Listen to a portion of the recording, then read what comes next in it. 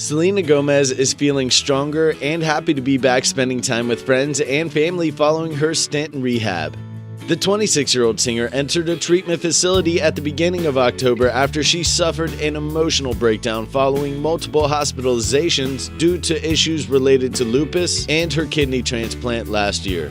The Wolves hitmaker was seen for the first time since leaving rehab last month, as she enjoyed a snowy vacation to Big Bear Lake in California with friends including actress Bailey Madison and model Connor Franklin, who both shared Instagram pictures on the skiing slopes with Selena.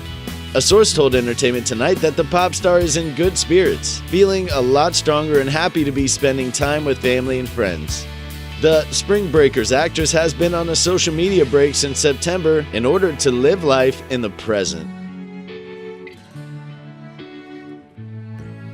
If you like and subscribe to our videos, there's a chance your favorite celebrity will follow you on Twitter. We can't prove that, but we're saying there's a chance.